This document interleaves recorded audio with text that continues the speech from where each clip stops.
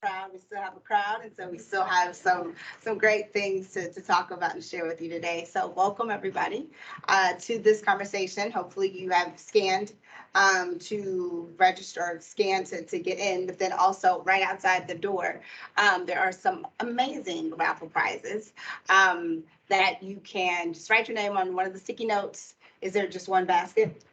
I think there's just one basket. So at the very end of the event, we will do some raffle prizes, which it may seem like everybody in here is already a winner, which is great. Yeah. And may win several times. If you haven't already, grab a bite to eat. We have some sandwiches and some chips and some sodas in the back. So we're going to go ahead and get started with this conversation today on what's next, preparing for your career.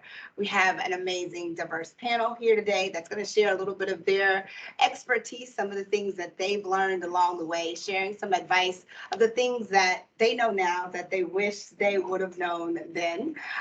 So the video that was just shown, that was from last year. That was the recap from 2022 for Next Up, because what happened last year is that Next Up used to be an organization called Network of Executive Women. We rebranded, and just to be able to showcase that we're an organization that is for men. We're an organization for anyone at every level within their career. So that fun video was just a recap of last year, and we have some amazing and exciting things to share that's just been launched this year. Because as you can see, I have Barbie here with me. And last week at our leadership summit, it was announced that Barbie is now a lifetime member of Next Up. So give it up for Barbie. She won't be able to participate in the conversation, but she's here in spirit and she's cheering us on. So without further ado, my name is Nicole Wright. I am the Regions Market Manager for Next Up, and I support 7 of the 21 regions in the kind of Southeast territory. I've been a member of Next Up since 2012. I've been on staff with Next Up just a little bit over a year because I started at Summit last year.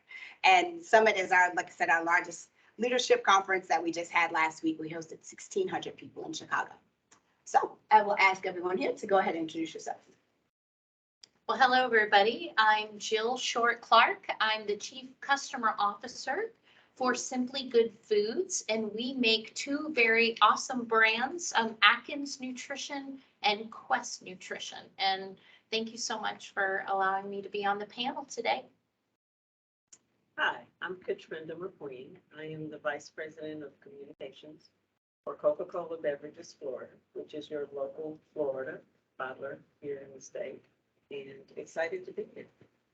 Hi, I'm Tracy Williams, and I am a Senior Director of Digital Transformation, working on technology for PepsiCo Foods North America, which covers Frito-Lay and Quaker. All right, and hello. Thank you, everybody, for being here and investing in yourself and learning more about preparing for your career. I'm so honored to be on this panel with all of these amazing people. Grateful to be here. My name is Christina Fuller. I've been in the consumer packaged good industry for 17 years, and I'm currently the National Sales Director for multicultural beauty care businesses for our beauty supply channel, representing brands like My Black is Beautiful, Pantene, Gold Series, Aussie, Head & Shoulders, lots of amazing brands. And I'm also the communications officer for Next Up Florida.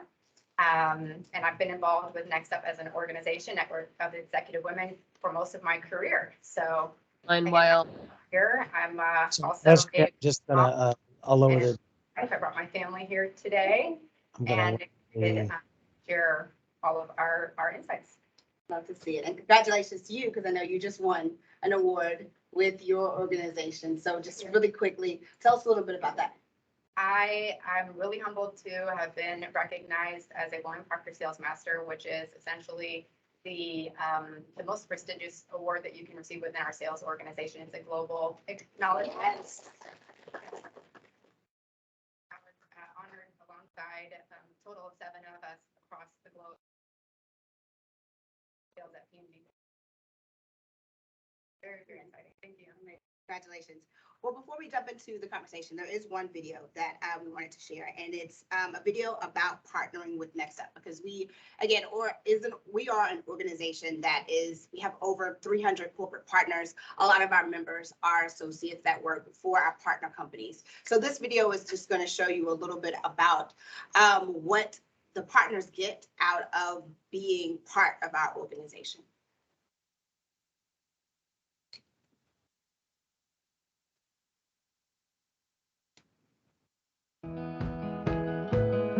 The parts of the Next Up program that are interesting to Visa is like all of it. Honestly, the content is fantastic. So from the Beyond Allies program to the Rising Stars to the SOAR, the forum, the summit, the DEI workshops, the webinars, like I could go on. It's all very impactful. And what I love about Next Up is it spans the organization and the levels, right? So you've got a manager up to an executive who can really benefit from the content that Next Up offers and the connections. And I think that's really important. And managing the 200 member seats that we have, I just love seeing the growth and development that have come from some of the Visa employees and the stories. And that's kind of how we measure the KPIs. So we've been part of Next Up for 15 years. So it's been a great journey. I think, if you think about the mission of Next Up, and then you also look at some of the values and the things that we're working on at PepsiCo and the journey that we've been on over the last 15 years, it matches up really well with what we're trying to achieve. And so that's why we've been, a foundational partner ever since the beginning. And we've always been, very engaged and involved with Next Up. It's been exciting. And I always tell people it's still a journey. So I think we continue to find new ways to work together and to maximize the success.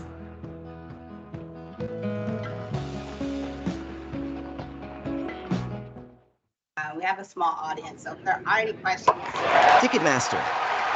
Ticketmaster's got your race tickets all season long. The questions that you want, and then if there's any questions that are online that come through. Am I hearing? Sorry. Oh, no, it's okay. Okay, I heard myself and I was like, that's weird. But yeah, if there are any questions that for the people that are online, feel free to put those questions in the chat, or if there's Q&A and somebody will ask those questions on your behalf. So starting with talking about just the power of networking, because the five of us are here because we're connected through Next Up, right? We've all been a part of the organization in some form, some fashion over several years. So, and we've all have been mentors. We've all had been mentees or have mentees. We also talk a lot about sponsorships and having those people that are in our corner that can speak our names in rooms that we're not in. So let's talk a little bit about the difference between a mentor and sponsor, and tell us about how a sponsor or mentor has helped you in your career. Tracy, let's start with you. Yeah, I think it's important to define the difference because they get intertwined a lot. And I look at a mentor as someone that you can create a long-lasting relationship with. They don't have to be necessarily in your company. They don't necessarily have to even be directly in your line of work. Those are beneficial. You can have mentors that just help you with, leadership behaviors. I'm trying to get to the next level. What kind of behavior should I exemplify to be able to get that promotion, for example? So don't limit yourself from a mentorship. There's also different types. At PepsiCo, I can say we do different types of mentorships. It doesn't have to be necessarily this one-on-one meeting. I think that sometimes is intimidating where you're figuring out, what do I ask? What do I talk about?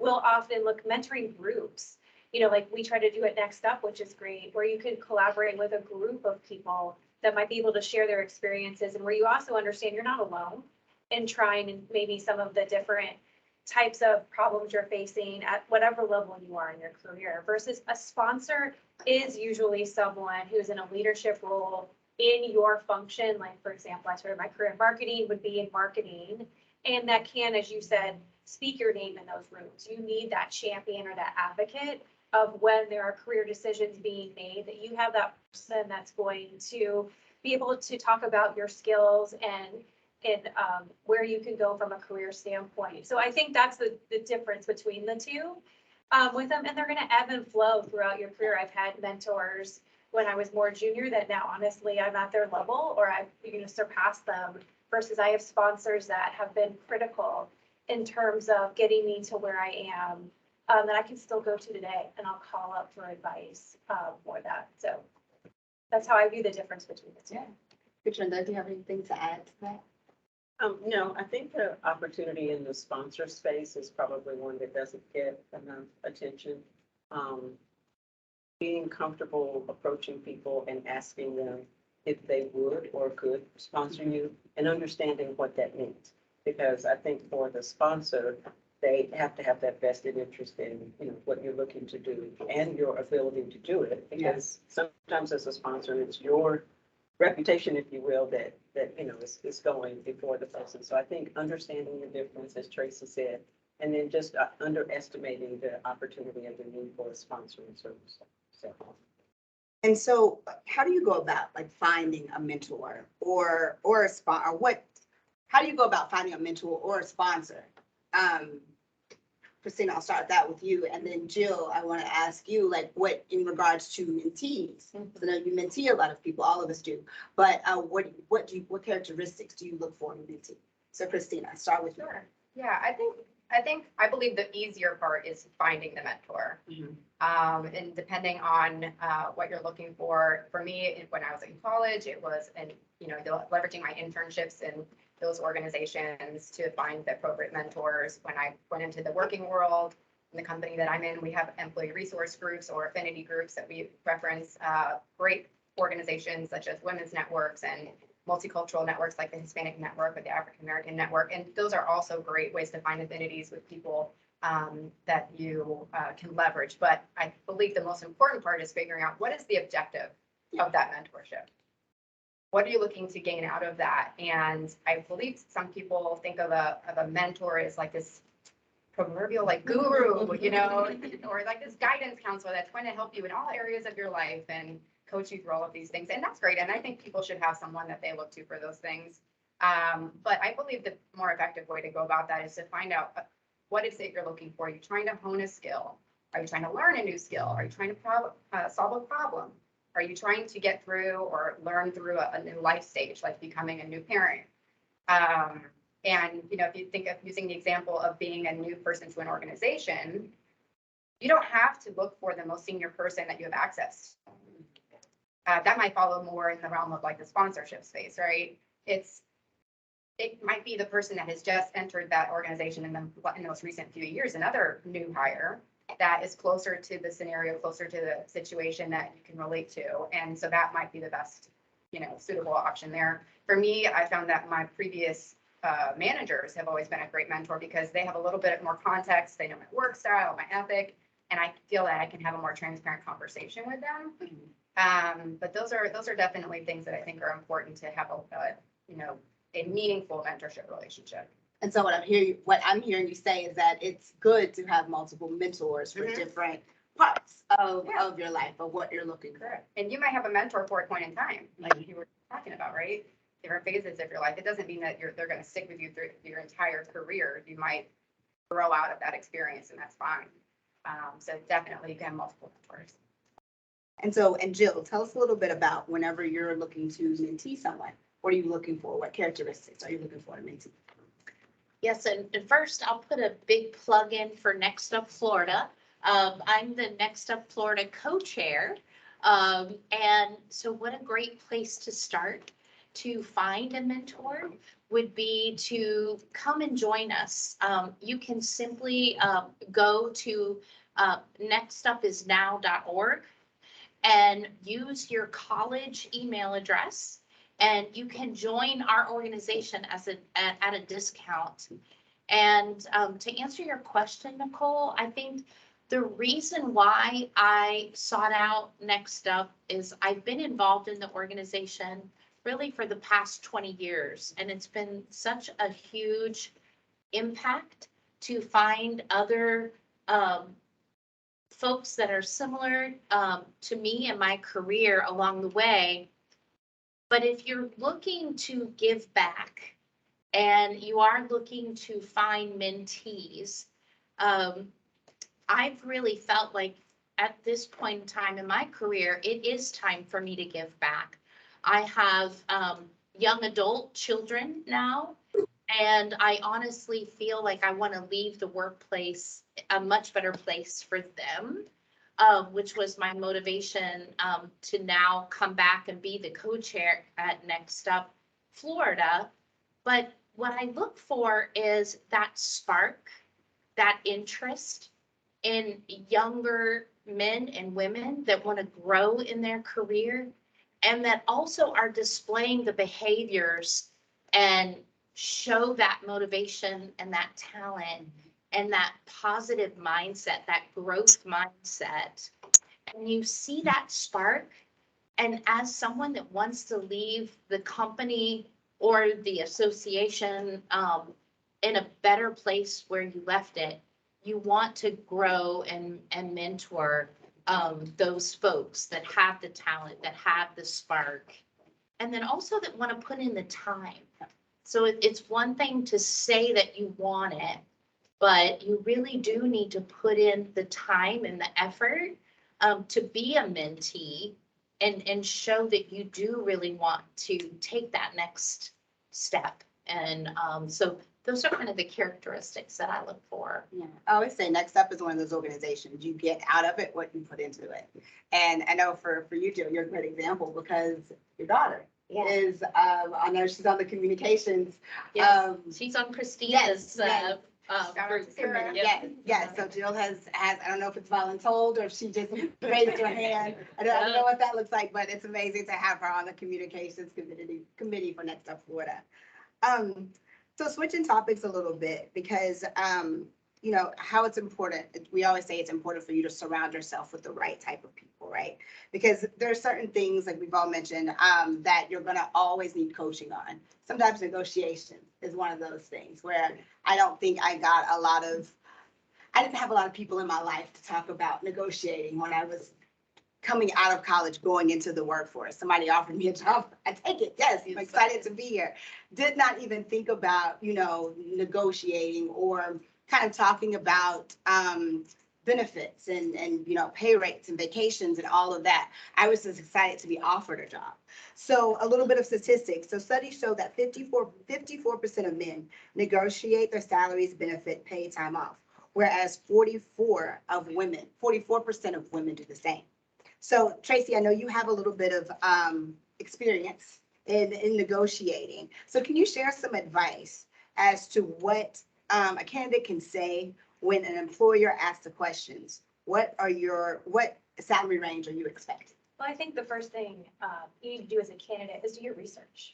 Like, what is a typical salary for your particular type of role in your geographic area? Even if you can get down, there's so much more information available than when I was first coming out. What is it even for that company? Because there can be a wide range of salaries within that. So first of all, know what you're worth, so to speak, and do that research. That's an excellent thing to even ask your mentor about, that they should have an idea of what are the salaries for your particular occupation. And then when they ask that, be willing to be be forthright with that as the number they're looking for. And don't waffle. Don't, be afraid to ask for that number because you've done the research. You should feel confident in asking for what you deserve as a candidate with that. And so not to put you on the spot, but I know there's like a ton of websites, there's a lot of resources out there. What are some of, like, if somebody asks you, hey, where can I go to find the best like salary range for this job in this industry? Do you have any advice on? Yeah, a few that I would use, like Glassdoor is a good one. LinkedIn has decent, and more I'm seeing where companies are putting the range in the job posting. Yeah, right. With that. So, and then something companies do, it's not as prevalent as LinkedIn, but there are companies that are doing that. And then I would look for trade organizations like the American Marketing Association. For example, I would, those would be where I would start. That would probably give you a good range of what you should be asking for. So Christina, can you talk about how you've negotiated a promotion? I think it starts with three things, like I call it my three Ps: the performance, priorities, and people. You know, no matter how well connected you are, and how much you might, you know, have the best intentions, if you don't have the performance to back up what you stand for, then that's really a difficult situation to be in. So I believe that it really starts there. That's your career currency, is your performance. And then from there, you know, you really, in terms of the priorities piece, understanding what's important to you in terms of what you're asking for, what your vision is, some of the basics, even around, you know, the type of work environment you want to be in, the location, where you do or don't want to live, the skills that you want to demonstrate or take to the next level, things like that. And then lastly, of course, the people like the mentors and the sponsors we spoke about, because that will give you the greatest amount of exposure, the greatest amount of opportunities, and you want somebody to be able to speak your name in a room that you're not going to be in yet. So those are all critically important. So for me, if I think back to an example of that, actually, when I was getting ready to go on maternity leave with my youngest child, at the time we were living in Charlotte, North Carolina, and I've been told that I was promotion ready. And so that's great news. And I also had those conversations and say, well, what could that role look like? And that time, you know, the traditional path is, okay, the next assignment was an internal assignment, you know, to company headquarters, which is in Cincinnati, Ohio. So we had wrapped our head around that. But as, you know, that time got closer and we're, you know, now going to be a family of 6, you know, 4 young kids, the thought of that, it just didn't feel like it felt right for our family, given all the dynamics. And so I really thought I had to leave the company. I thought in order to get where I needed to be in my life, I was going to have to leave. And I put all these barriers in front of me to make that happen in my mind. But it was really important to me at that point to say, I need to get closer to my immediate family. I need a support system. This is what I envision my life to look like, given our family dynamic. And so I did have those conversations with my mentors and my sponsors and my managers. And actually, my manager was my mentor, which is great. And because I had the performance, I mean, that is it, right? They're like, I had consistently demonstrated, you know, to be able to perform at a high level. I was capable of this type of work. How do we make this happen? And in order for me to get the promotion to the director level, but to be able to move to Florida. And so that was the conversation that it had. And so I said, you know, they said, well, if we do this, you know, that might prolong your promotion to the next level beyond that. We'll worry about that when I get there, you know. But like I said, going back to those 3 Ps on the performance, the priorities and people, that really helped to make that happen. And that did happen. I was able to take a sales director role and an analytical position, and it worked out. Awesome. So do you have anything to add about negotiating? You know, what I would say is really tap into the university career center. Especially as a new college graduate, there are so many resources there, where you can do your research, or it may have already been done for you as far as what can I expect from a salary, a benefits, a 401k perspective. So a lot of kids want to navigate things on their own. I cannot recommend, especially within the state of Florida, our university system is so sophisticated with alumni that can help you along the way. And then also, you know, you are your best advocate. And so the other thing I would say is don't just come in with your resume and your GPA and maybe your job experience, but what other leadership positions have you held in college that could really catapult you into that higher level salary range, where you can talk about your work experience, your GPA, your major. But if you can add that extra layer of leadership and real life experiences, you know, you would be surprised at where that can take you from a college graduate level into maybe it's slightly elevated within that salary range, where just be your own best advocate And then, you know, look for those mentors and sponsors as you step into your first role. But really tap into your career centers to kind of learn what is your negotiation range for your starting salary based upon your college experience and your life experience. Thank you for that. So for the sake of time, I'm going to move on to the next topic that we have, and it's about building your business and professional acumen.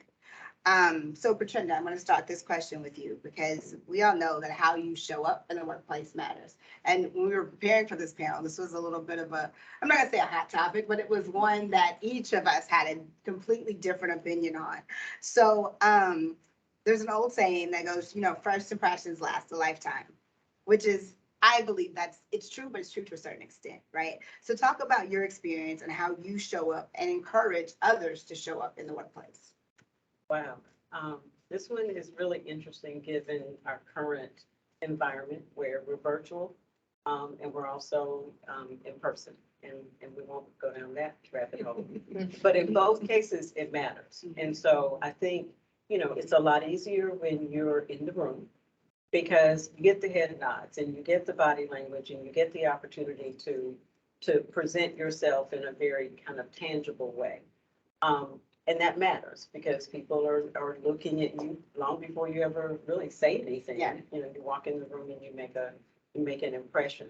But likewise, because we do now have this blended environment that's virtual, it's equally as important. And I think we've all heard, you know, the jokes and stories when we first were kind of forced into virtual. You know, people wouldn't turn their camera on because it was a bad hair day, or, you know, I'm not really camera ready. But that sends a message because if you came to the event and you're not camera ready, are you really ready to participate?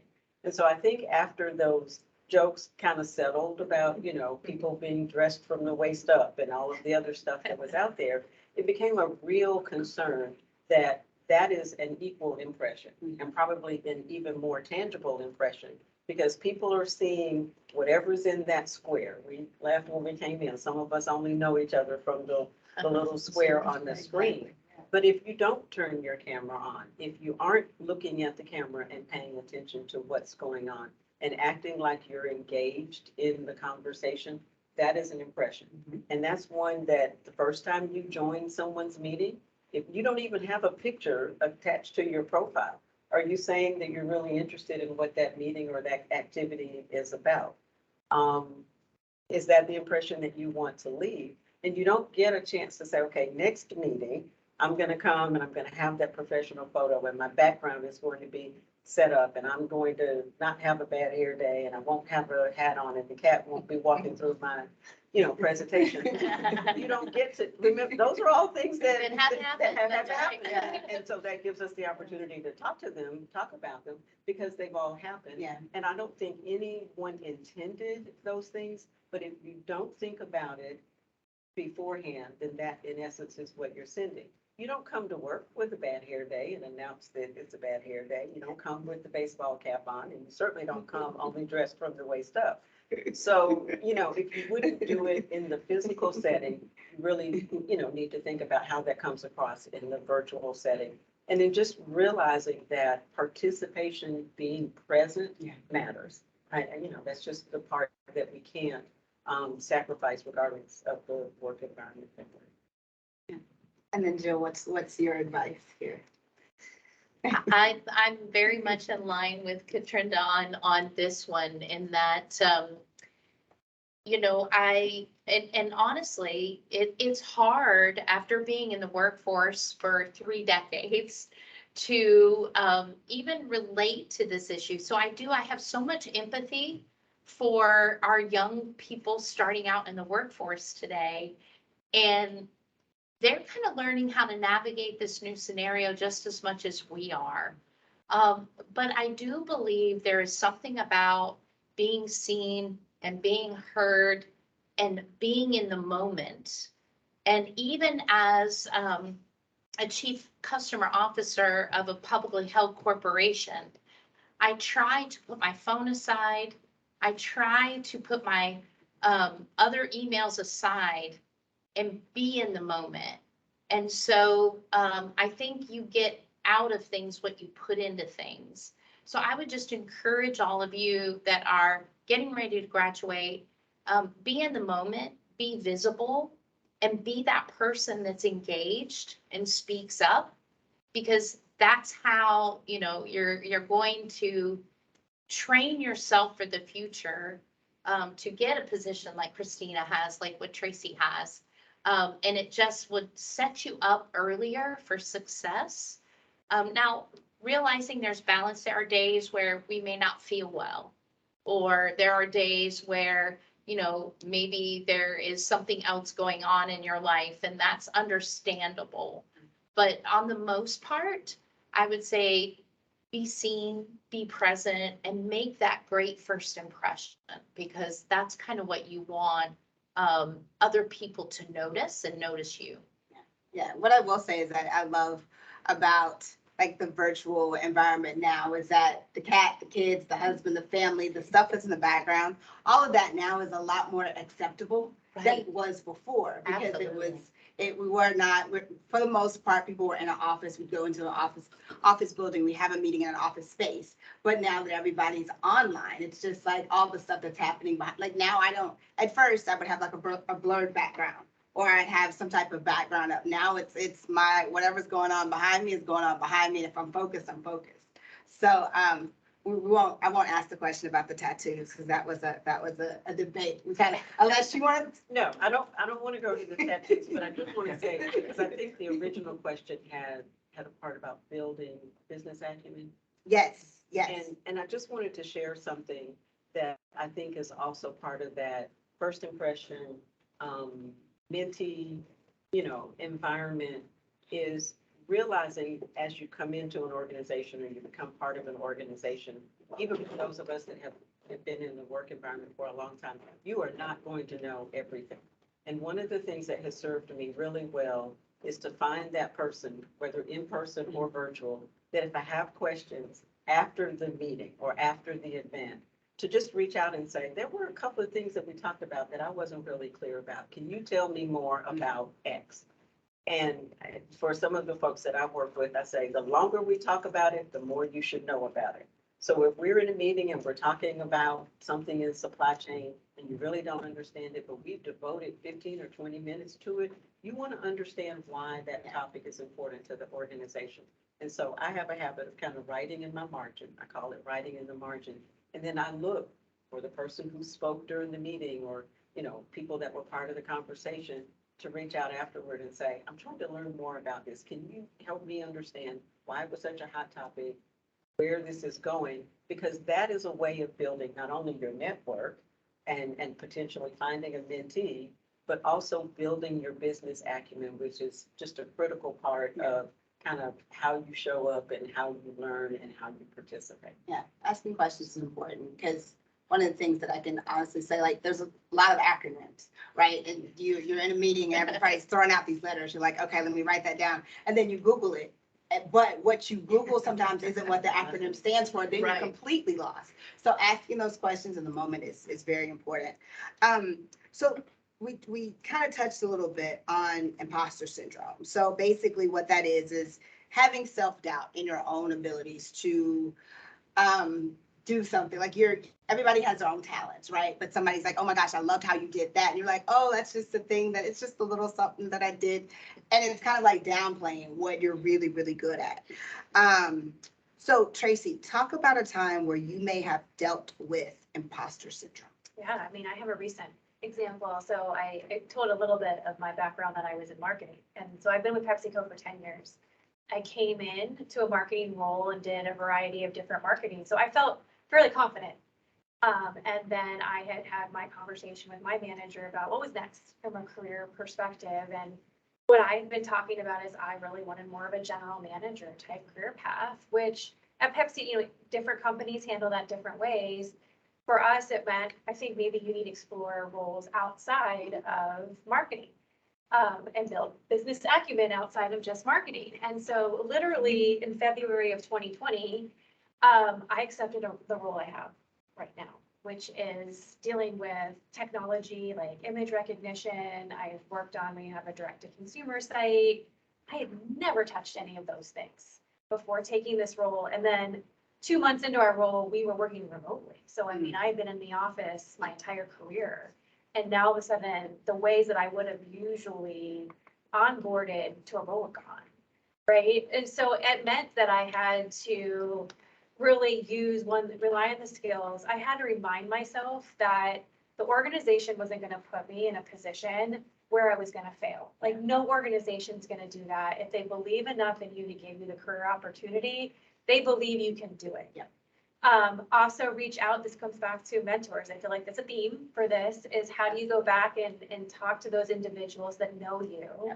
And when you're having those doubts, either tell you, hey, if you are unsure about supply chain, go talk to this person over here and go set up those coffee chats. And don't be afraid to reach out, which sometimes in virtual, when you don't see someone and you never met them before, is a little intimidating. Yeah. But those were the types of things. And then look for opportunities within the role. We call them quick wins. What are the little things? It doesn't have to be this massive, execution like this, launch of a new website for you to be like, wow, that was a win. You could have just gone to a meeting and gained alignment with a key stakeholder. That was a win. Yep. And take those wins. And we also have something we do at Pepsi is like our positive file. So when you have like an email where someone says, hey, that was awesome. Or when you just had an alignment meeting where like, that was a win, put it in a file. And at the end of the year, come back and look at all of the accolades you've achieved and like remind yourself when you're having one of those days where you're like, I'm not good enough. Remember all that you've accomplished so far. And I think that helps get your confidence back to where you need to be. That's a great point. I call mine my kudos folder. And that's to Christina's point earlier when she was talking about performance reviews. Like, that's a great way to keep track, because if you're like me, I don't remember what I did yesterday. So I'm definitely not gonna remember what I did in January, right? So that's a great way to keep track of some of the things that you're doing. It's like, oh yeah, I did. Oh, I forgot about that. I forgot about this. So that's a great point. So, If I yeah, could just say go one ahead. thing really quick, and it's something that Jill actually said earlier. Think about the things that you are qualified to do and less about the jobs that you've had. And so a lot of times when we're looking at students who are just coming out of college, some of the jobs that you had on your resume were just that. They were jobs you were trying to get through school. But if you step back and you think about sororities or student government associations or other things that you've been part of, and you think about them in terms of what you are qualified to do, in terms of the role that you played. If you facilitated meetings, if you managed the budget for the sorority, there are a number of things that you do in that space that actually qualify you and give you tangible skills that can be applied in another environment. So to think of the things that you are qualified to do outside of the job that you have or the function or the department that you're in will kind of help also get over that imposter syndrome. Yeah. Well, I've never had a job in whatever department. No, it's not about the job. It's what the qualifications and the capabilities, the performance, the things that you've done that you can take. That's super important. So Christina, I'm going to switch gears just a little bit to talk about building trust in the workplace, because that's something that's very important, right? Especially when you're in a sales type role or you're in a role where you're client facing, you always have to have that trust between the two partners. So we may not always get along with everybody that we encounter, or everybody that we work with, but it's important to have respect, that mutual respect for one another. So can you tell us about a situation or a time where you built trust within a relationship that may have started out a little rocky? Yeah, absolutely. I totally agree with what you said. Trust is so important in the workplace, no matter where you work.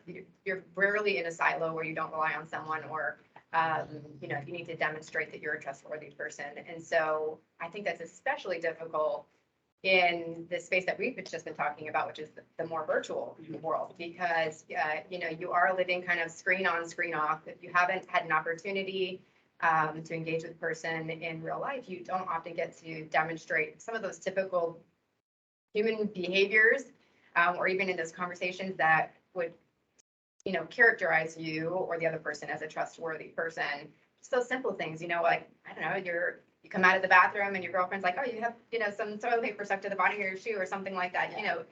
Someone who's going to give you a straight shooter, someone who, is going to be your truth teller. Yeah. And be there for you and hold themselves accountable. And so I found that to be a little bit more difficult in the virtual space when you start to talk about working in with new groups of people. So that happened to me in exactly that scenario. I was working alongside someone and that lived in a completely different state. And I was really relying on them for a variety of things. And I just felt like they were not holding themselves accountable when things were not necessarily going according to plan. And they also, to me, I felt were not demonstrating the right level of communication as well about what was happening. And I do not like confrontation. My family might tell you something otherwise. But in general, I do not like confrontation. And so I struggled with that because I had a lot of emotions around that, but I wanted to figure out a way to solve how to move forward and have a better understanding and to develop that trust because I relied on this person. And I'm sure they relied on me as well. So I did. I took the time to really write out what I was going to say to have clarity in that and have a concise conversation with them. And I set up one-on-one time with them, again, virtual, because when you're on screen and you're in those 30-minute meetings, it's on and off. You don't have a lot of time usually for chit chat and to develop more relationship or context. So I set up time specifically for that. Said, hey, just want to connect with you. And I do think that they were taken aback. I do think that they were not expecting unsolicited feedback, right? And I don't think most people do. Yeah. And, but it was a clear conversation, and through that engagement and focusing in on that, we were able to get to a better understanding of what had happened, what had transpired, how I was interpreting it, how they were interpreting it, and really what can we do to move forward. And so that was really pivotal to move forward and gaining that trust to move forward. Yeah, because a lot of times it is all about perceptions or little miscommunications that you may not be aware of, the other person may not be aware of. And feedback is good, whether you solicit it or not. It's one of those things that can help grow in your career. And I always, whenever I give people feedback, even if I'm always like, hey, can I share something with you real quick? Just because I want the person to be open to it. So I think it's important to be able to be open to receiving feedback, but also give it in a way that's going to be helpful to someone else. And I think, another piece of that is I could have handled it a different way. I could have just held on to it and just see how it played out over time and let that continue to fester. Or some people, you talk to your coworkers and that sort of turns into a little bit of a gossip. Like, oh, I'm mad about this. This is what happened. And, you start to muddy the waters and start to, portray another person's image in that sense, right? I didn't want to go down any of those paths. And so I think it's important to learn how to communicate that and have a real grown-up conversation, a real constructive conversation. And I think it's important on the other end for a person to learn how to take feedback as well, and be grateful, because it is difficult, I think, sometimes to give it, but it's also difficult to receive. So all of those things are important in developing trust with a person to be able to have those transparent conversations. Yeah, adulting can be hard sometimes. Yeah. So I think it's safe to say we've all had those moments where we think, gosh, I wish I would have, like there's a lesson that you learn just by an experience that you go through. And you're like, man, I wish I would have learned this 5-10 years ago. So those are the lessons that could have taught us something about resilience or trust or motivation, work ethics, whatever it is. A lot of times we learn things through trial and error. Some of these lessons start with having a higher sense of awareness. So Tracy and Christina, I want you to take a few minutes, just a couple minutes, to talk about experiences you've had where you may not have been as self-aware as you should have been and what you learned. Wow, that's a good question.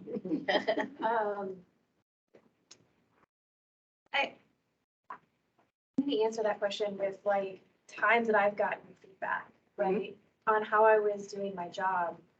And I mean, this is even a recent example of where I went in and made a meeting and scheduled a meeting with someone to gain alignment on here's a path forward on what I thought for a particular project. And they came back pretty strongly and said, you haven't talked to XYZ person. You haven't collaborated with these individuals. Like basically you are coming in here as this solo trailblazer, trying to make this decision, and not being aware of what other people's opinions might be. And how do you take into account some of your key stakeholders' perspectives on this? And so it was, it was jarring, but at the same time, when I went back and thought about it, I was like, you're right.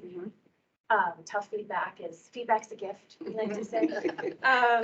It's not always easy in the moment, Yeah. but when you reflect on it, you realize you're right. Yeah. That is like a behavior, which also made me think, and this could just be how I am, made me think of other times where maybe I wasn't being as collaborative as I should have been, or seeking out others' perspectives. Maybe collaborative is not the right word, but seeking out the other external perspectives in a particular project. So it makes you think, and then you take that into your other projects or responsibilities and think, okay, let me make sure that if I feel like I need other perspectives, that I'm gaining those perspectives. One of those things where when something like that happens, you never forget it. And so Yeah. then you're always Yeah. aware of it going forward. Yeah, I make little Post-it notes, Exactly. like they're almost like my own little mentorship notes of like, you need to do this, like more often, and it's a reminder. Yeah, absolutely. I think being self-aware it's a part of emotional intelligence, right? And it's of course it's important to understand how you're being perceived. Important to understand people's body language, all of those things. But when I think of being self-aware, at least at this point in my life, I like to focus on the fact that there's a lot of power in being self-aware on the positives, because I know that I have not done that as much throughout my career. And I know as women, at least women that I know, we generally are our worst critics. Yeah. Yep. And so we think about, what did I say that day? How did the person take it? What did I do wrong? Should I have done that a different way? I think most of us are pretty self-aware most of the time. But what I don't think we do enough is to think about those positives, right? And so, we actually did reference this in a lot of the conversations that we had today. And I love this idea of the positivity folder. Is that the positivity folder? Because I have started to do that, and I wish I had known to do that earlier in my career, where I will acknowledge something that I've done throughout the weeks, throughout the months versus waiting till annual review timing, because I'm the same way. I have been surprised at how much good has come from that and how much I've captured, because it also helps when you go to represent yourself for that promotion too. Because it's a journaling of sorts to say, okay, what are the things that have brought me joy? Because it obviously brought me joy because I wrote about it. And I thought I was proud of myself for that. And that's sometimes the things that I write myself. Like, I had a lot of energy when I did this, because, it's great to have those conversations when you're talking about career, or when you're looking for a career, about, are those things that are going to bring me joy? Am I going to enjoy doing that? And so you have to be more self-aware about how you're feeling in those moments versus like, all right, I got to just get the job done. So that for me has made me definitely a lot more self-aware. Anything to add? Yes, I think, as you grow in your career, you do become more self-aware. But I have found doing some like behavioral style studies, and I would think that for those of you that are still in college and trying to find, I know there's Myers-Briggs, there's DISC, there's some different behavioral style studies that I'm sure that, again, the career centers would have for you. So that can even direct you in, do I want to be in sales or operations or marketing based on how those studies come back. And I think had I done that earlier in my career, the folks in marketing that I work with tease me. They say, Jill, you're kind of a secret marketer. And I'm like, oh, I know I am, but yet I decided to build my career in sales.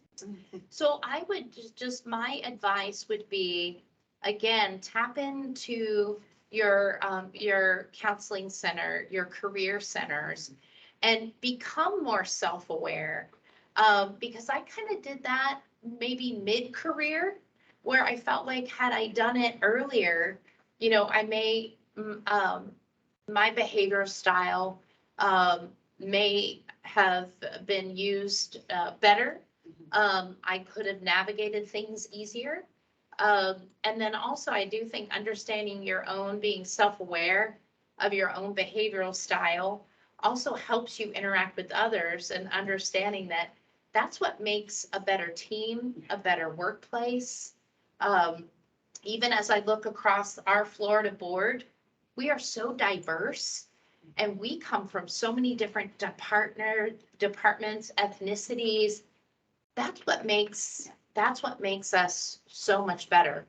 So my advice would be learn yourself, learn your behavioral style maybe earlier, versus, waiting till you're at the twilight years of your career. I think it will help you navigate and bode much better in how you deal with other people and navigate your company.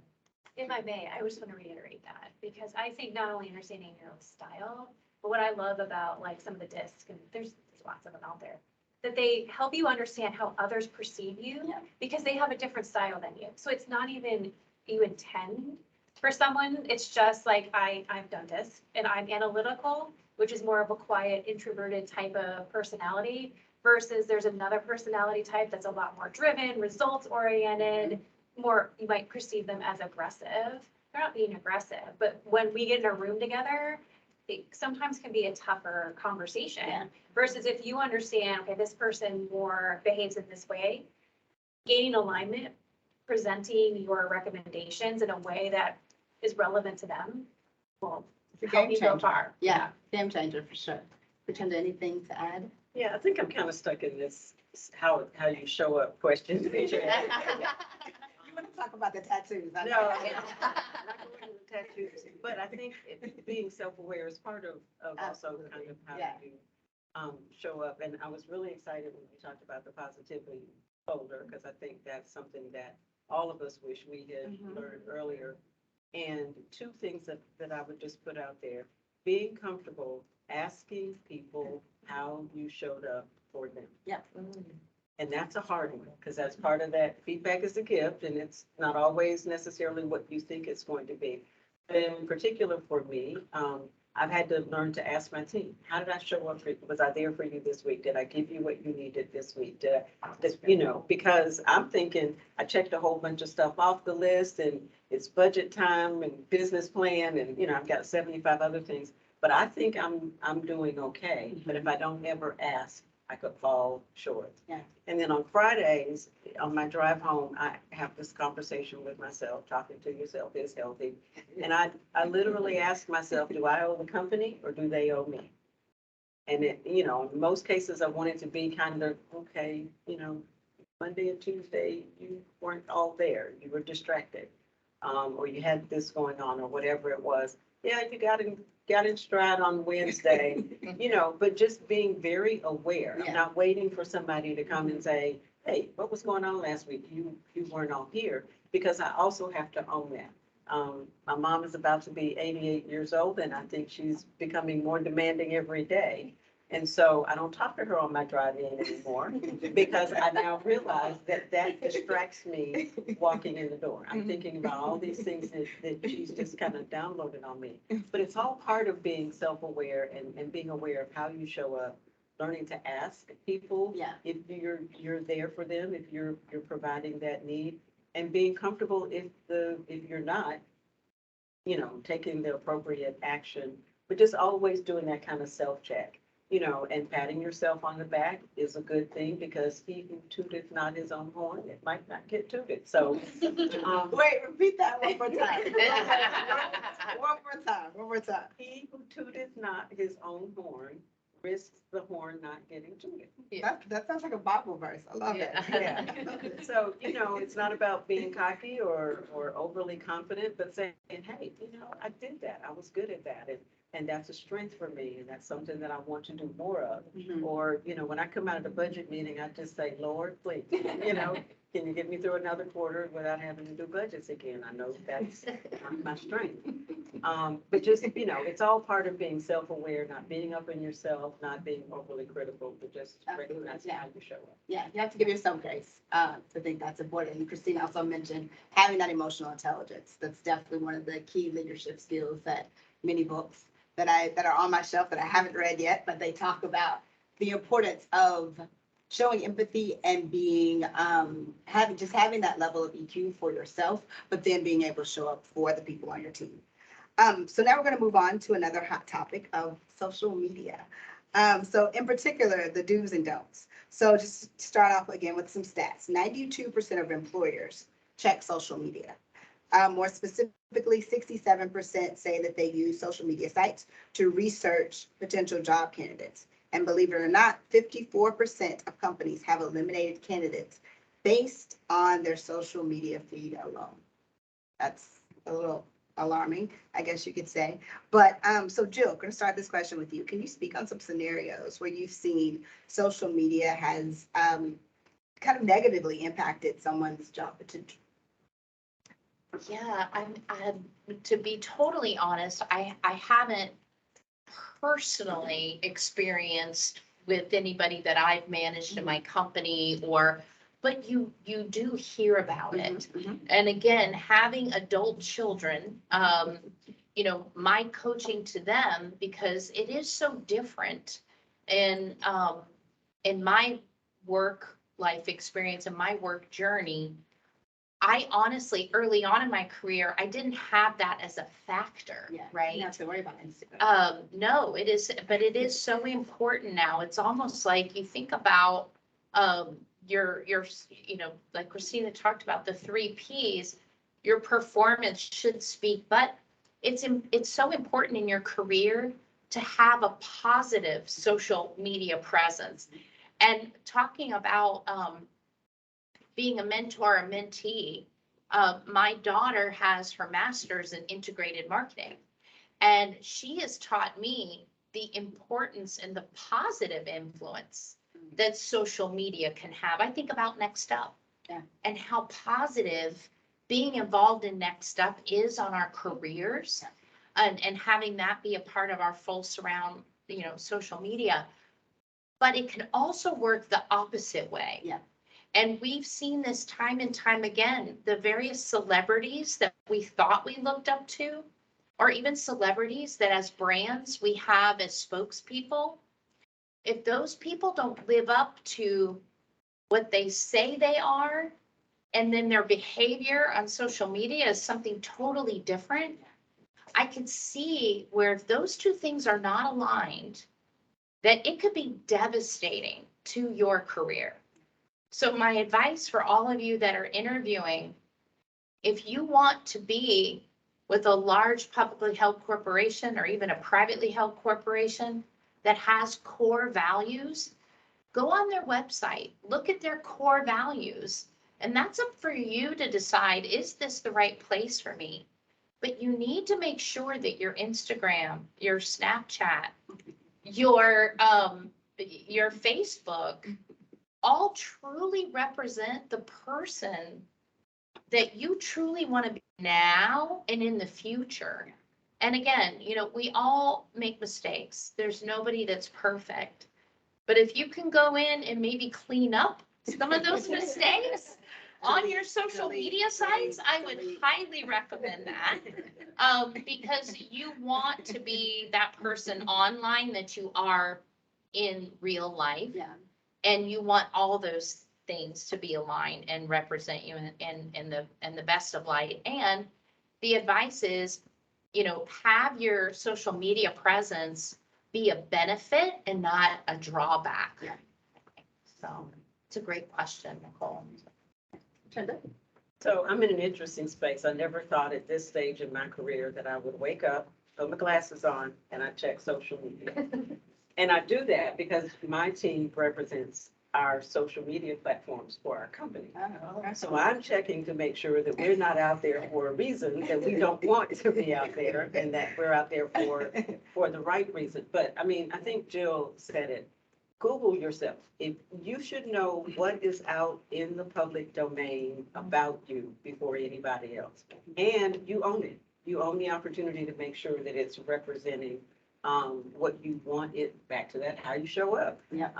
It's representing what you want about yourself. When we talked about this question earlier, I thought about an experience that my son had. And he was in school and trying, kind of at that turning point for his career. He and his girlfriend, now wife, went somewhere, but they took pictures at the beach like you normally do, and the bathing suit was probably a little bit smaller than it needed to be. But that was what was on his, I can't remember if it was Facebook or Instagram. He gets a call from the dean who asks him to come in, and the dean talks about your platform, say you're a student here and you're a student officer and you're doing all of these things. Does this picture look like someone that we would want representing our school? Wow. Wow. Well, needless to say, I got the phone call, Ma, that's not his business, all of the things that a younger person would tend to say. And I said, well, that's fine. Just take the school and any reference to the school off of your platforms. But you can't be proud of being part of the school and not be conscious of the image that you are representing. Yeah. So do you want to represent that the guys that go to the school hang out with scantily clad women? It's like, no, that's not what I'm saying. I said, but that's what the picture says. And so, being in communications and pictures matter. Right. Whatever you put out there, I promise you, it is still living out there somewhere. I can help you hide it if you want to, but you have to know that, wherever you are, somebody's got a camera, someone's Yeah. taking pictures. Yeah. So it's not even those things that you control. He, came to his senses and took the picture down and went back and apologized to the dean. But he didn't even know the dean knew who he was. Yeah. And so Exactly. there were a lot of other things kind of built into that. But I said, it doesn't mean that you can't go on vacation and take pictures with your girlfriend. It just means you choose who you share that Yeah. information with.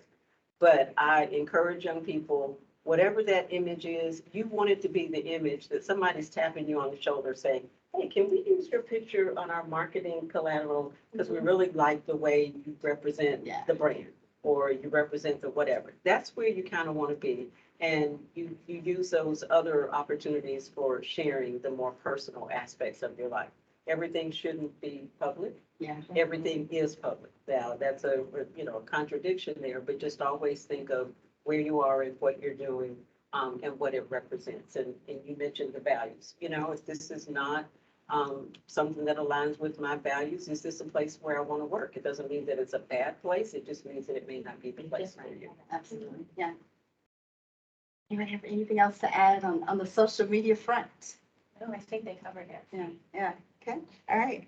So, talk about internships. So Tracy, starting with you, talk about how valuable interns have been within your organization and what doors have been opened for them because of an internship. Oh, it's huge. I mean, every company's different. So realize what I'm about to say for marketing and PepsiCo is not universal, but we really look at our interns when they come into marketing as future employees. Like our goal and our hope is we can hand out an offer to every single one of those interns at the end of the summer. That ebbs and flows with budgets and all kinds of things.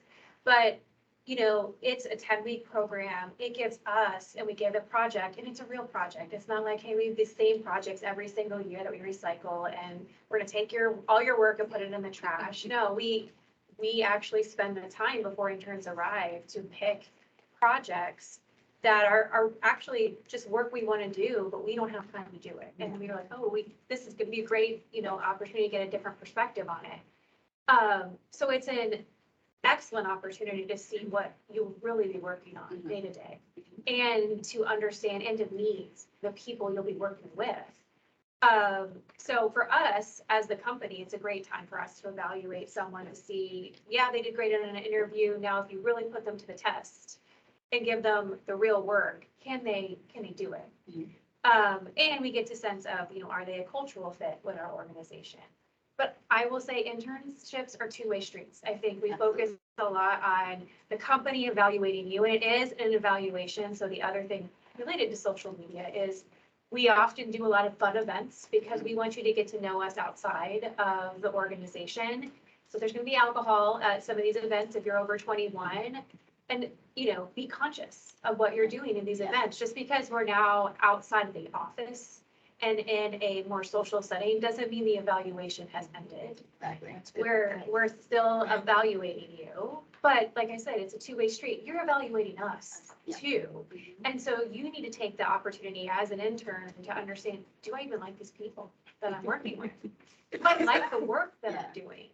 As I learn about the different types, like in marketing, there's so many paths you can go after, and you might see different projects. Do I like all of this? Or only like one little part, and is that a realistic expectation? If you're relocating for an internship, do you like living there? Yeah. Because it's like, there's nothing better than 10 weeks in a location to understand, do I like living here? Can I see myself living? And we've had interns, we have 3 offices across the United States. One is north of Dallas. One is, yes, one is north of Manhattan and way north. It's quite the commute from Manhattan. And then one is in downtown Chicago. And so often if we go into joint recruiting on campuses, we'll ask, tell us where you want to be located. And a lot of people, and I get the logic, will say, oh, I'll just take the role in Plano, north of Dallas, but I really want to be in Chicago. But I'll get my foot in the door here, and then after I, get a role, then I'll be able to transfer up to Chicago. I know in Chicago are 2 totally different places. They are 2 different offices, 2 different HR departments. It is not, has it happened? Yes. Is it easy? No. And you're setting yourself up for disappointment. So really take the opportunity for the internship for you to evaluate, do I want to work here? And if they're not making offers, take it as an opportunity that I got to work on a real project that then goes on your resume. So when you're interviewing with other companies, you're gonna be like, I interned with XYZ company. This is what my project is. Because I can tell you 90% of the questions we're asking you is, tell me a time when, what did you do, and what were your results? Yeah. And here's a perfect project for you to be able to answer those types of questions. Bertrand, do you have anything to add regarding internships? No, shout out to my USF interns that we had this summer. But I think Tracy covered it in terms of the two-way street and making sure that you use it as an opportunity to learn more about the organization from the inside out. Every day that you show up is part of an interview. I encourage people, not just in terms of the team that you're working with, but, Tracy, who are other people in the organization that I should get to know while I'm here, these 10 weeks? My minor might be in finance. Do you know anybody in finance that I could talk to while I'm here? Using those 10 weeks to maximize kind of the relationship, if you will, and not underestimating the contribution that you make. We had this conversation about, well, I'm just an intern. No, we're putting you on meaningful work, respecting the skills that you bring to the table, and encouraging you and asking you to participate. So you don't have to be in a meeting and say, I'm just an intern. You have an opinion, be comfortable voicing that opinion. If you're not quite on the mark because you're new to the business, use it as an opportunity to learn, but don't not participate. We have a lot of opportunities in our headquarters organization that involve interacting with the senior leadership team. And I said, they don't come out and say, oh, well, you're just an intern. They come out and say, hey, can you help me with whatever it needs to be? And, seize the moment to do what you need to do and be participatory, but also just recognizing you have 10 weeks of captive opportunity inside an organization, and do everything you can to maximize it. Right. Y'all shared some amazing advice, and I definitely want to leave time for questions. So I will wrap up with this. Then this question I love. What is one piece of advice you would give your college self? One statement, one quote, whatever that is. One piece of advice you would give to your college self. Start. I'll start. Okay. Don't be afraid to ask questions. Okay. It's just one. Just- I have one, but I do need to give a little bit. Okay, go ahead, Okay. go ahead. Okay, so I would say, save early and save often. So it's not necessarily professional advice, it's life advice. And I do think it's really relevant because it's, you come out of school, you're just like, I want to get a job, I want to stop going to school, I want to get a paycheck, right? At least that's how I felt when I graduated. And I think it's important to think about what is your vision of like, what's your life vision? What do you want to do with that money? What is it going to take to get to that life vision? Everybody's vision is different. Maybe not everybody necessarily needs to be a millionaire to outlive, live their dreams. But, you have time on your side when you're, in school. And I think that's really important to take advantage of compound interest in that respect, whatever, investing looks like for you. But, who in here would like to have at least $1 million in their account when they retire? Raise your hand. Yeah. Raise your hand. Really? Really? At least $1 million? No? Okay. It's probably easier than you think, right? If you just put away $50 a month, and when you're in college, say you're 20 years old on average, for 50 years, you will have $1 million. That's just natural compound. You put that in the stock market, just average stock, returns in the stock market, you will have $1 million in your account. It doesn't seem like a lot. I mean, that's less than you would pay to get your nails done, every once in a while. It costs a lot of money to get your nails done these days. So I would say it's a lot easier than you think, and always continue to be a learner. Learn. Once you finish school, that doesn't mean the learning ends. You can be many, many different things. Learn about, get your financial literacy on. Do that first and foremost. Learn how to be an adult. Sorry, I had a lot of one-liners in there. Sorry. I have a lot of passion in this area. It's fine, go ahead. But yes, that's what I would say. I love it, I love it. All right, since they pinned me down to one, it is, you are going to fail. Learn to do it gracefully. Like that. It's a good one. I like that, yeah. Oh, Pressure on you. I'm gonna do a shameless plug. Go And right we ahead. talked about this earlier, is Next Up didn't exist when I was in college. And I took advantage of internships. Please do that. Get an internship. I took advantage of leadership opportunities. I did that. But, being a part of a professional network, I think could have been huge. And I think this is a great opportunity for anyone here at USF or Florida State or UCF or Miami. Come join us at Next Up Florida. We would love to be your mentors. We would love to help you get started in your career. So I think had Next Up existed back when I was in school, I would highly recommend getting involved in any professional network, whether it's Next Up or something else. Highly encourage that just for networking, and don't underestimate the power of networking. Absolutely.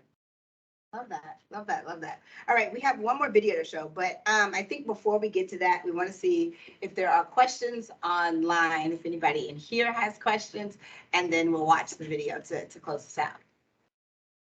Any questions? I have a list of questions here that were submitted, but I wanted to see if there was any live questions before we get to these. Okay, Go ahead. I have a question. yes. Oh, wait, since you asked the first question, I'm gonna throw you a t-shirt. So there you go. Thank you. Yay. It was mentioned, I think, by you, Matt, that being in a leadership role in a student organization is very vital. Yes. So recently I got accepted to the private equity and venture capital club in the USA. Congratulations. Yeah, I'm just a member now for now. Not just, take the dress out. Yeah. You are a member. You I'm are a a member member. and starting to Absolutely. be like a leadership role in the future in the 2 months. But I want to ask, can I also apply for other roles, or only one is enough? Oh, that's a good question. I would say you need a good balance, so get involved, be a member, take maybe a leadership role and do it well, I would say. and maximize that. And then once you feel comfortable and you feel like, oh, I can take something else on, then again, where you may want to work on a skill or you may feel like you have a gap, maybe there is another organization that then you'd like to build on. But I don't know that it's quantity. I think it's more quality. Yes. Yeah. Thank you so much. Great And- question. I think just adding on to what Jill said, thinking about roles that allow you to either be your best self or your better self. So there are people who are excellent at numbers. And so that means that that person could be perhaps the treasurer in an organization and do it really, really well because that's their gift. But that same person who's good at the numbers might not be so comfortable with people. So your best self is in the numbers role. Your better self is growing into the people role. Does that kind of make sense? Yeah. So, it's an opportunity to come into an organization, do what you know to do really, really well, but to also look around at where you can grow your skills in kind of a safe environment. Because, as you become a member and they see what you're capable of, they're not going to put you out, but it gives you that opportunity to grow and become better at something. I agree with you because I got also other choices to go to other clubs, but they were easier to get into. But this application was pretty competitive. We had like a 2-stage application interview. Yeah, I think the quality is better than the quantity here. Yeah, Yes. congratulations. Congratulations. Okay. Great Yeah, job. Yeah. Any other questions? All right, so, and you said there's nothing on the, Nothing. okay, all right. So I'll go through, because it looks like we have about 6 minutes left and definitely want to be able, you have a question? You want to ask a question?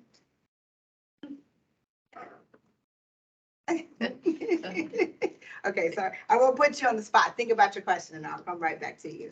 So, talk a little bit about some of the skills that you use to, I'm gonna say your first job, I'm gonna say land your favorite job. Could be the role that you're in now, may not be, but some of the skills that you use to land that role.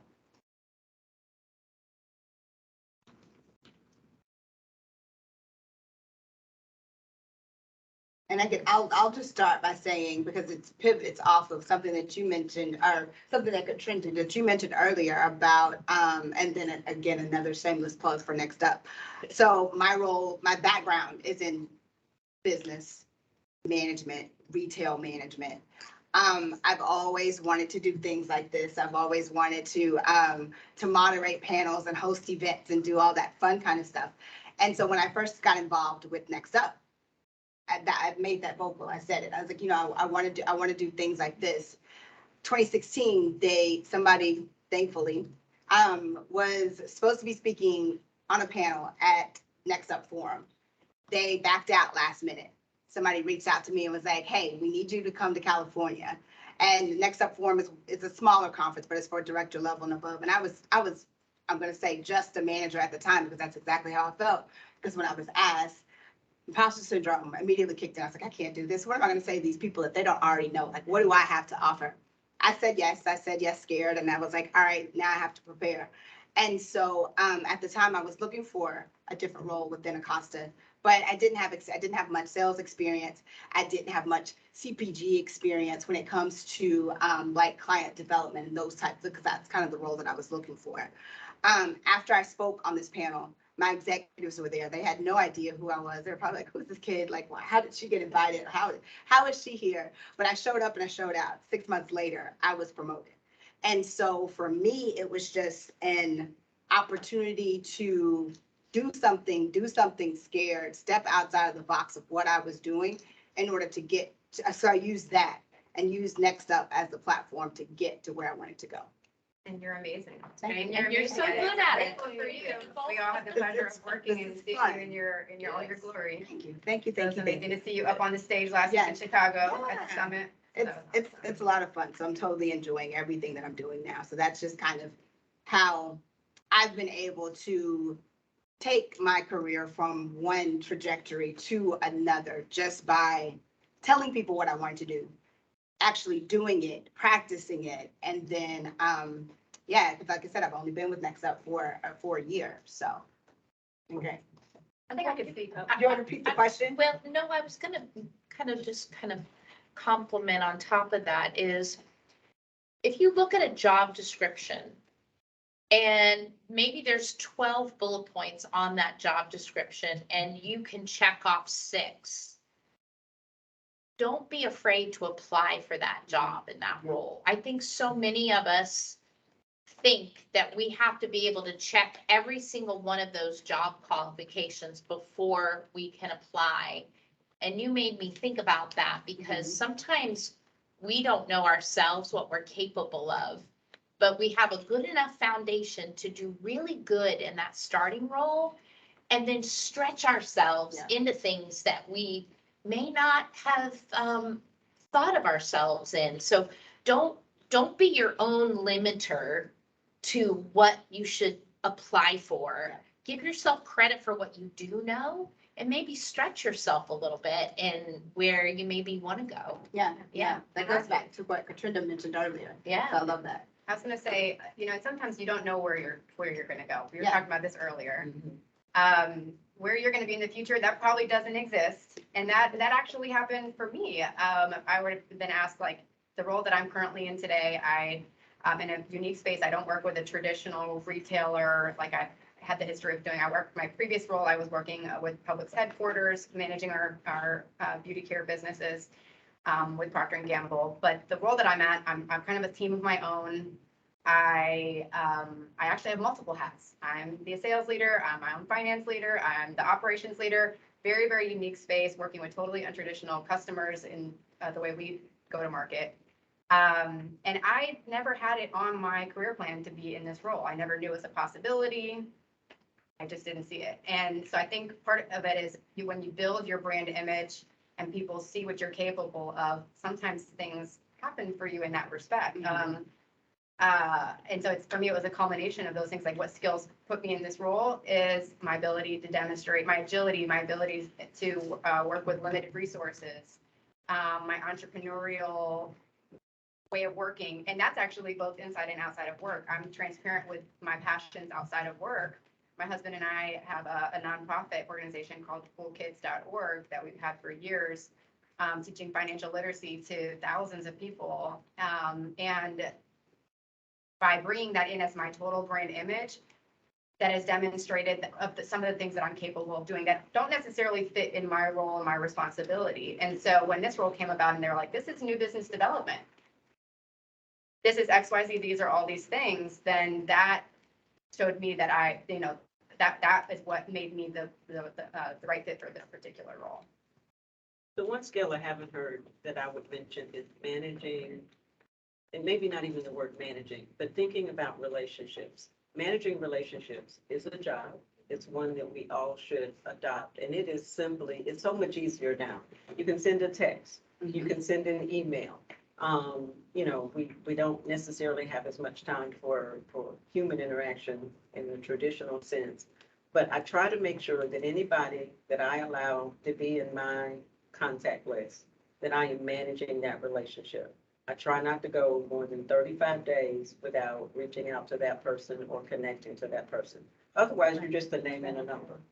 And the reason I think it's important to me is the position that I'm in now. I moved to Tampa from Atlanta, but I actually met the owner of our company in 2011 when I was actually writing a public announcement that involved him. So, doing my job, just whatever.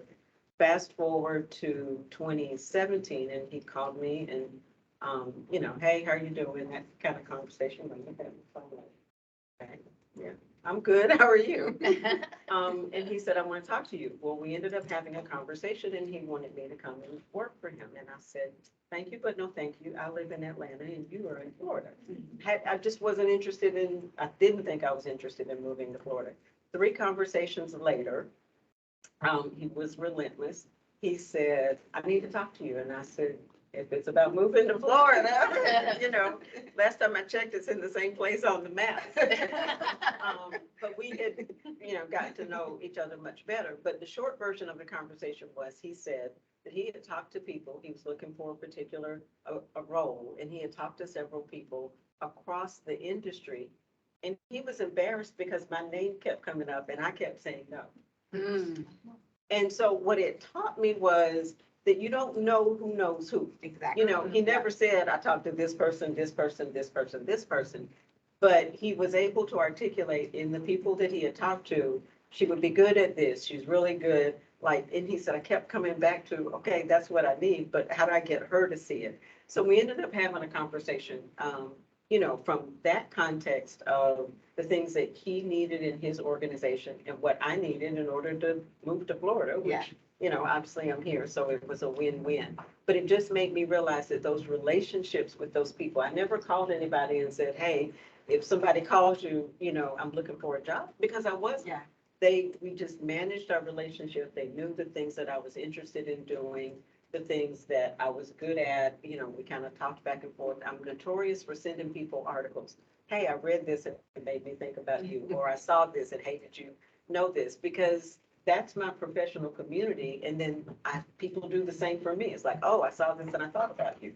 So managing relationships, especially in 2023, is critical with things like LinkedIn and, you know, text and the other tools that we have. Don't discount the people whose paths you have crossed. They may be your employer at some point. I think we talked about that earlier today as well. You just never know when those paths cross. Absolutely. Absolutely. Well, ladies, thank y'all so much for this conversation. This has been fun. For our guests, so as I mentioned before, everybody's a winner when it comes to the raffle. So what we're going to do is have you, whenever you go outside, there is a table full of items and you can pick what you would like to take home with you. I also have a t-shirt for you. There's plenty of sandwiches So in the much back food, yes. and sodas. So if you want to pile up on those, you can as well. But again, thank you so much for sharing your advice and your expertise. And thank you to everybody who's here and to the people who are online who tuned in to this conversation today. All right. Thank you. Thank you.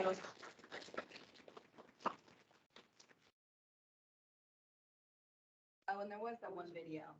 We can, I'm happy to. Yeah, we actually are supposed to be out of the tournament. Okay, so great. No, let's- Sorry, I don't. No, it's on our YouTube page. It's Such fine. good information. For everyone who is here attending the event, please make sure you scan the QR code to let me know you're here, and I will send you a recording of today's event so that you can go back and watch it again and relearn any of the information that, get some of that great feedback that they had given throughout the program. Oh, that's great. Thank you. Thank you. Thank you all. This was wonderful. Thank you. Maybe a group picture? Oh, of course. That's Yeah. great. Great.